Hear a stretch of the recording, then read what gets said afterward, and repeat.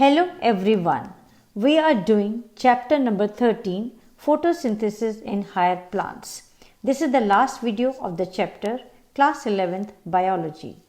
In this video, we are going to cover the topics dark reaction of photosynthesis and factors affecting the photosynthesis. Let us start with dark reaction or biosynthetic phase of photosynthesis.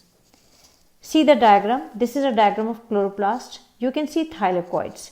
In the thylakoids, light reaction take place, and during the light reaction, see the labeling number 1. ATP and NADPH along with the oxygen are formed. And during the dark reaction, these ATP and NADPH are used for the formation of sugar or for the formation of food. Now, this dark reaction is not directly dependent on the light, but it depends upon the products of the light reaction. It is very important point about the dark reaction. Dark reaction light के ऊपर dependent नहीं है, बल्कि light reaction में जो products बनते हैं उनके ऊपर डिपेंडेंट है. इसको वेरीफाई किया जा सकता है. See how we can verify this.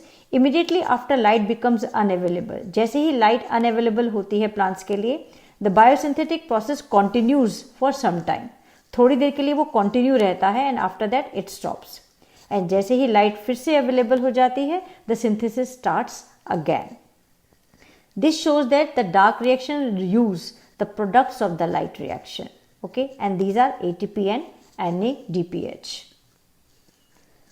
As you know that during the photosynthesis, carbon dioxide combine करता है water से और sugar मिलता है. But how this carbon dioxide assimilation or utilization take place during the photosynthesis? There are two pathways, C3 pathway number 1 and C4 pathway number 2. You can see the diagrams. What happens in the C3 pathway? जो first product बनता है carbon dioxide के fix होने पर, this is 3 carbon compound and the name of the compound is 3-phosphoglyceric acid. And it was discovered by Melvin Kelvin by using 14 carbon जो radioactive carbon है in the algal photosynthesis. Second is C4 pathway जिसमें first stable compound जो बनता है वो 4 carbon compound होता है and the name of the compound is oxalo acetic acid. Now let us see them in detail. C3 pathway or you can say Calvin cycle. It occurs in all photosynthetic plant, whether they are going through C3 pathway or they are going through C4 pathway. C3 pathways are present in all. It has 3 stages. You can see the diagram. First stage is carboxylation, second is reduction, and third is regeneration. Let us see them now one by one. Carboxylation. Carboxylation of ribulose biphosphate. See the ray diagram. यहाँ पर ribulose 1,5 biphosphate दिखाया गया है. This is the 5 carbon compound. This 5 carbon compound is a primary acceptor of carbon dioxide. Carbon dioxide को accept करता है, उसके साथ ज्वाइन करता है. In the presence of enzyme ribulose bisphosphate carboxylase और बनता क्या है? 2 molecules of 3-phosphoglycerate are formed. This is the labelling number 1. You can see in the ray diagram.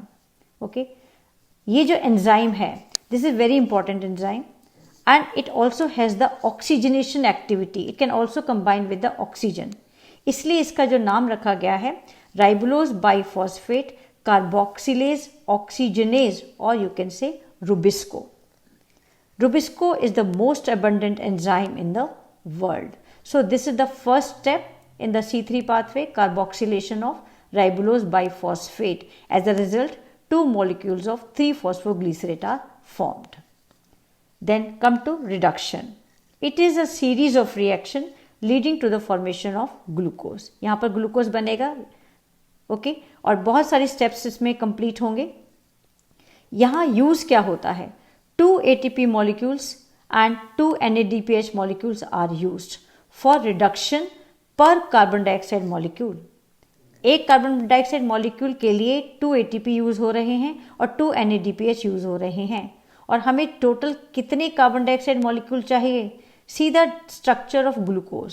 Structure of glucose is C6H12O6. यहाँ पर carbon 6 हैं, तो we require fixation of 6 carbon dioxide molecule and we require 6 turns of this cycle to get one glucose molecule. Clear? Now come to the regeneration of ribulose biphosphate. ये बहुत crucial process है cycle के अंदर, क्योंकि ribulose biphosphate ही primary acceptor है. अगर हम इस साइकिल को कंटिन्यू रखना चाहते हैं तो it should come back and it requires 1 ATP molecule. See the labelling number 3. एक ATP का यूज हो रहा है यहाँ पर भी. Okay, for the phosphorylation to form ribulose bisphosphate. Hence 1 carbon dioxide molecule के लिए how many ATPs are used? 3 ATPs are used and 2 NADPH are used. Okay, so there is a difference between the number of ATP used and the number of NADPH used. So it is probably to meet this difference in number of ATP and NADPH used in the dark reaction that the cyclic phosphorylation takes place. So जो extra ATP है वो हमें कहाँ से मिलेगा? Cyclic phosphorylation से मिलेगा. Okay, otherwise non cyclic phosphorylation से हमें ATP भी मिलता है, NADPH भी मिलता है, but we require additional ATP in the C3 pathway. So this additional ATP is obtained from cyclic phosphorylation. And as you know that एक ग्लूकोज मॉलिक्यूल को बनाने के लिए हमें 6 टर्न्स चाहिए इस साइकिल के. Now let us see what is required and what is we get. Number 1, we require 6 molecules of carbon dioxide. See the labeling number 1. Carbon dioxide के 6 molecules fix होंगे. Okay, how many ATPs are required? 12 ATPs on one side is written, 6 ATPs on the other side is written. Total number of ATP used are 18 ATP. 12 are used in the reduction process, 6 are used in the regeneration process. Total ATP molecules कितने use हो गए? 18. और NADPH कितना use हो गया? 12 NADPH molecules are used for fixing 6 carbon dioxide molecules. Okay, and we get ultimately 1 glucose molecule, 18 ADP and 12 NADP. Come to the C4 pathway. It is also called as Hatch and Slack pathway. Okay, ये कहाँ present होता है? कौन से plants में होता है? It is present in the plants adapted to dry tropical region. और इम्पॉर्टेंट बात यह है कि इस पाथवे में भी जो मेन पाथवे है, बायोसिंथेटिक पाथवे है, वो C3 पाथवे ही है. Before going into the detail about the C4 pathway, let us see the structure of the leaf. यहाँ देखिए A एंड B 2 डायग्राम दिखाए गए हैं. See labelling number 1 in both the diagram. These are vascular bundles. Okay, vascular bundles are surrounded by large cells called bundle sheath cells, labeling number 2 on both the sides. Bundle sheath cells are there. This type of anatomy is called as Krenz anatomy. और bundle sheath cells के बाहर क्या है? Mesophyll cell, labeling number 3. Okay, and the bundle sheath cell they may form several layers around the vascular bundle. और इनके cells कैसे होते हैं? What is present in the cell? They have got large number of chloroplast, thick walls, impervious to gas exchange. Gas exchange नहीं हो सकता इनकी wall से, and no intercellular spaces are present in the bundle sheath of this Krenz anatomy. Okay. Now see this diagram. C3 plant दिखाया गया है, C4 plant दिखाया गया है. C3 प्लांट में कहाँ पर केल्विन साइकिल हो रही है? It is in the mesophyll cells. C4 plant में देखिए मीजोफिल सेल्स में केल्विन साइकिल नहीं हो रही, बल्कि C4 कंपाउंड बन रहा है, and this C4 compound is then enter into the bundle sheath, and in the bundle sheath Calvin cycle takes place and we get glucose. So this is the difference between the C3 and the C4 plant. Calvin cycle दोनों में है, C3 cycle, C3 pathway दोनों में है. Okay, come to the steps of Hatch and Slack pathway. Diagram देखिए, A and B. A में दिखाया गया है मीजोफिल सेल्स, B में दिखाया गया है bundle sheath sales. Mesophyll cells की बात करते हैं पहले. यहाँ पर स्टेप नंबर 1 देखिए, प्राइमरी एक्सेप्टर है 3 carbon compound phosphoenol pyruvate. This combines with the carbon dioxide and form 4 carbon compound. और एंजाइम कौन सा यूज होता है? PEP carboxylase enzyme is used for the formation of oxaloacetic acid, which is the 4 carbon compound, labeling number 3. Okay, this oxaloacetic acid then changes into malic acid or aspartic acid. and this malic acid will now enter into the bundle sheath. Labelling number 4 देखिए, ये आ चुका है bundle sheath में. C4 compound जो बना था, C4 acid जो बना था वो बंडल शेथ में आ गया है. Okay, now see what happens in the bundle sheath. In the bundle sheath C4 acids are broken. C4 acid break हो जाएगा and we get carbon dioxide and C3 molecule. Clear है? Okay, the C3 molecule is then, labelling number 5 देखिए, it will transported back to the mesophyll cell. Labelling number 6, transport हो गया है वापस ये mesophyll cells के अंदर. Okay, and again it will form the PEP और फॉस्फोइनोल पायरुवेट. 6 से वापस 1 पर पहुंच जाएंगे हम. Why this is happening? क्योंकि बंडल शेथ में PEP कार्बोक्सिलेज नहीं है, बट यहाँ पर रुबिस्को प्रेजेंट तो है. जो कार्बन डाइऑक्साइड निकला आफ्टर C4 का ब्रेकडाउन के बाद, उसका क्या होगा? It will enter into the Calvin cycle and will form the glucose molecule. So what are the special features of C4 plants? They have got a special type of leaf anatomy called Kranz anatomy. They tolerate high temperature. They show a response to high light intensities. They lack photorespiration, जो अभी हम पढ़ेंगे next आगे इसके. They have a greater productivity of biomass. See here also, C4 plant में जो activity हो रही है, मीजोफिल सेल्स हैं एंड बंडल शेथ सेल्स हैं. मीजोफिल सेल के अंदर कार्बन डाइऑक्साइड एंटर हो रहा है and it is combining with the PEP, phosphoenolpyruvate. As a result oxaloacetate is formed in the presence of enzyme PEP carboxylase. Okay, oxaloacetate will convert into malate and this malate will enter into bundle Sheth.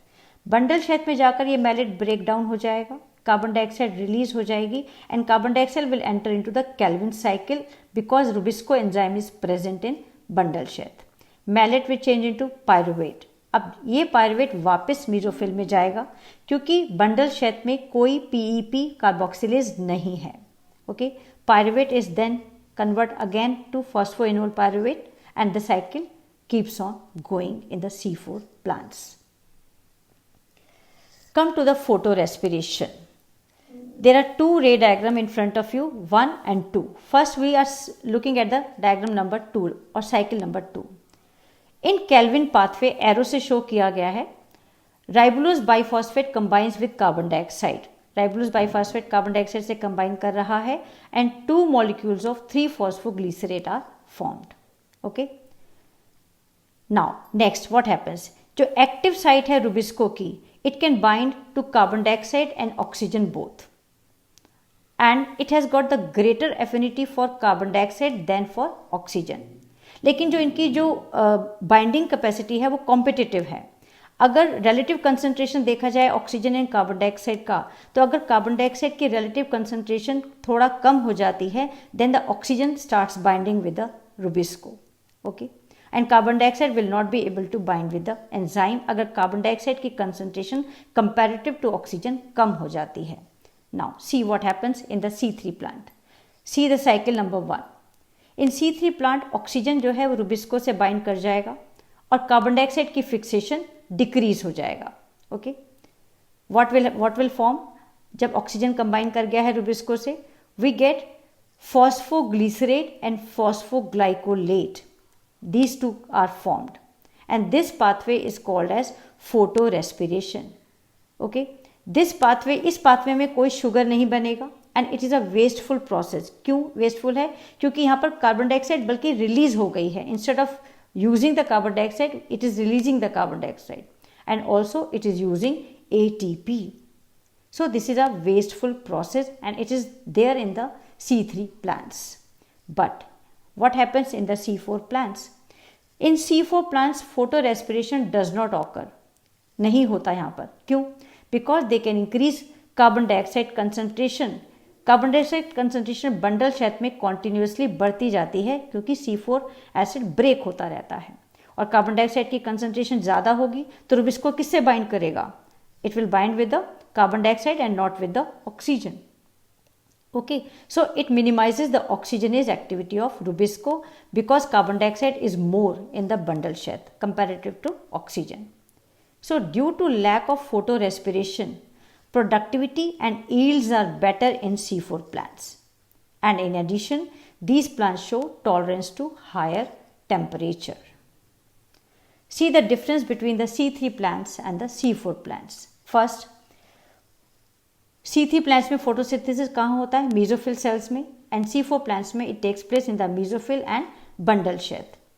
Kranz anatomy absent है C3 में and C4 में it is present. Primary acceptor कौन है carbon dioxide का? In C3 ribulose biphosphate and in C4 it is phosphoenol pyruvate is a primary acceptor of carbon dioxide.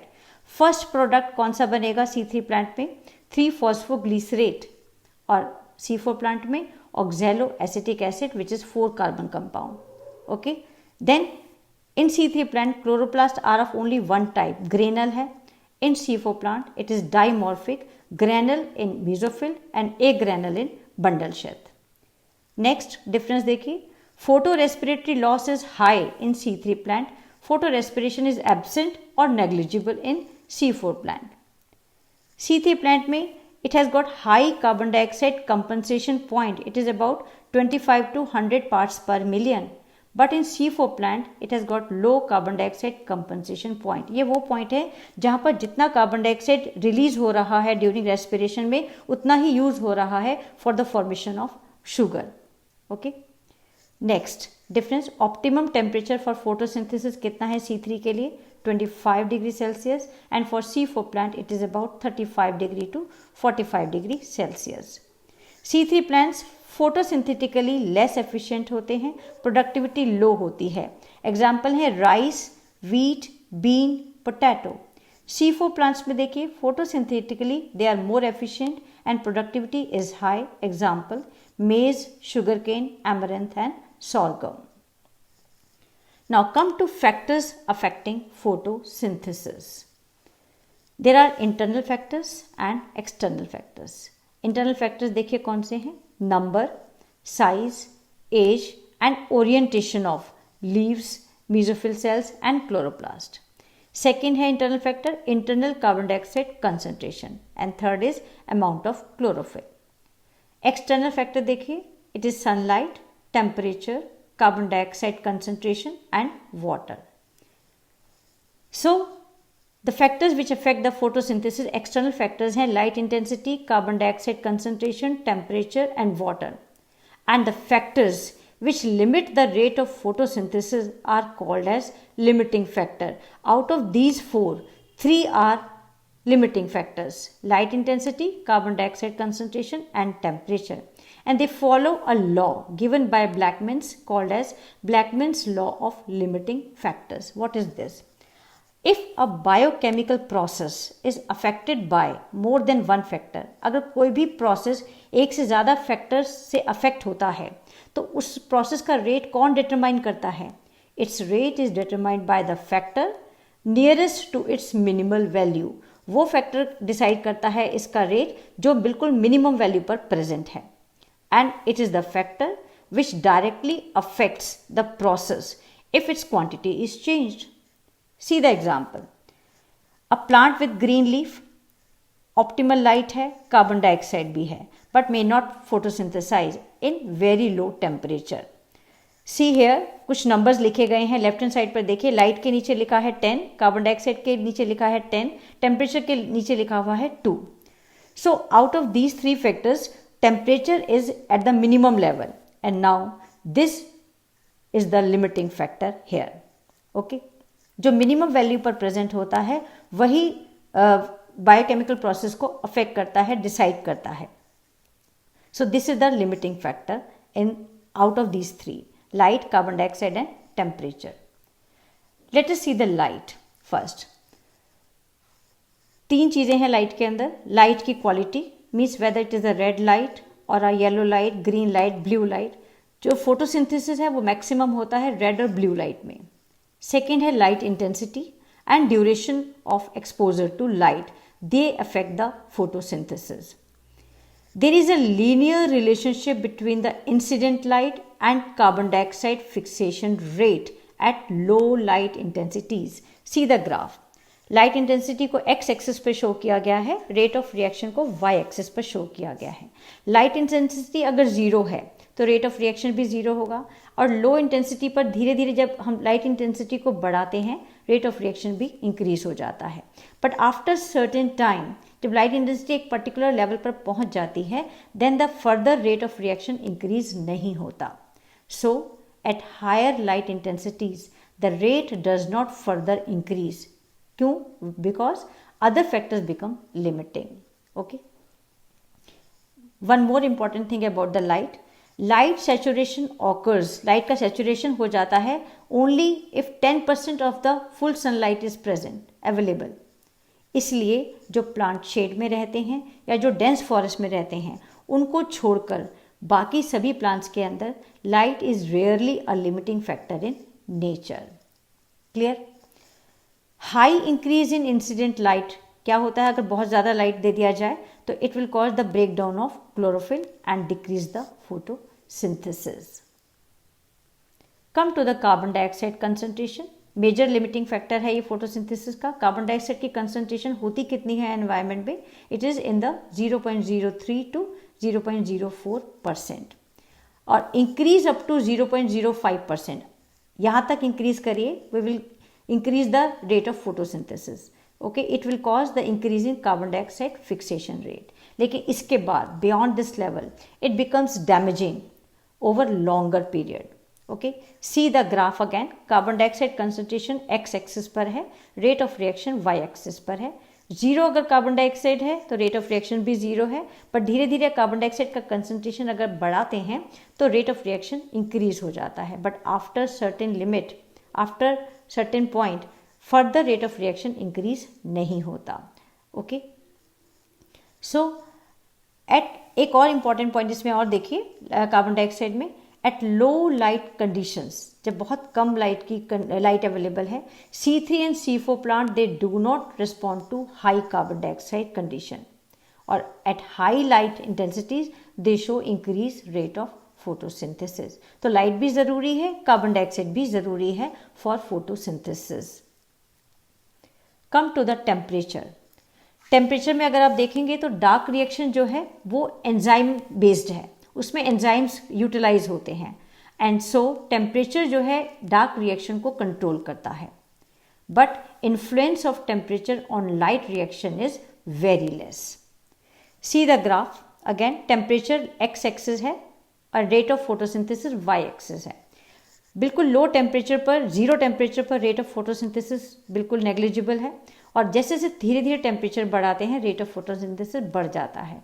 But at one temperature, this is called the optimum temperature, जहाँ पर rate of photosynthesis maximum हो गया है, और उसके बाद अगर temperature बढ़ता है तो rate of photosynthesis further fall हो जाता है, डिक्रीज हो जाता है।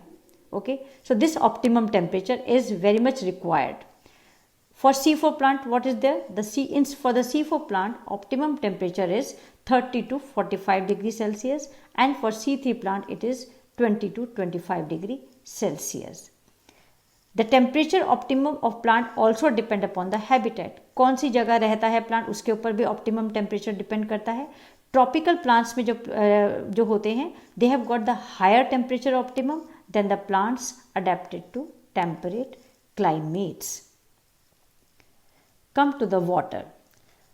वाटर स्ट्रेस जब भी होगा तो स्टोमेटा क्लोज हो जाएंगे और कार्बन डाइऑक्साइड की अवेलेबिलिटी बिल्कुल खत्म हो जाएगी। ओके, एंड सेकेंड, अगर वाटर स्ट्रेस होगा तो you can find the wilting of leaves, जो लीव्स हैं जैसे मुरझा जाती हैं उस टाइप का लीव्स हो जाएगा, and thus reduce the surface area of the leaves and their metabolic activity also reduced. Okay, water is not a limiting factor for the plants, क्योंकि जैसे ही वाटर अवेलेबल नहीं होता स्टोमेटा क्लोज हो जाते हैं, कार्बन डाइऑक्साइड की entry बंद हो जाती है, फोटोसिंथेसिस रुक जाता है।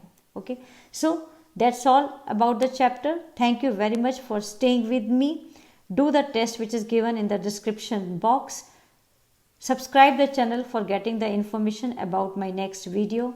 Thank you.